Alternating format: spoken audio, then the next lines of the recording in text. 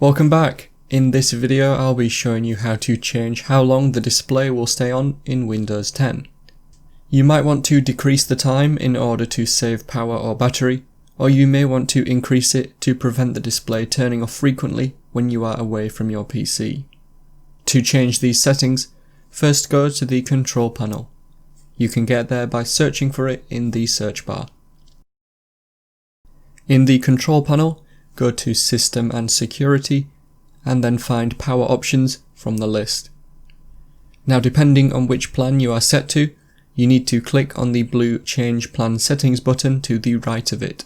So in this example, I'm on High Performance, and when I click on Change Plan Settings, it will only change the settings for High Performance mode, so if you switch power mode often, you will need to change the sleep settings for each mode. In the Change Plan Settings screen, the top drop-down box allows you to change the time. You can set it to however long you want, or you could choose never if you don't want the display to turn off, no matter how long you leave it. You could also change the sleep setting below this too. If you are using a Windows 10 laptop, you should notice that you can change these settings for both when on power and when on battery. There are a few more settings you might be interested in changing. These are slightly more complex, but they can be accessed by clicking on Change Advanced Power Settings. This will open a new window with plenty of power settings to change.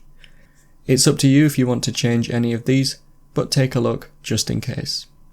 And so that is how to change how long the display will stay on in Windows 10.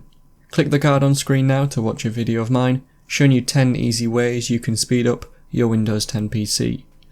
I hope you found the video helpful. If you did, remember to leave a like and feel free to subscribe. Be sure to stick around to see some of my other videos you might be interested in.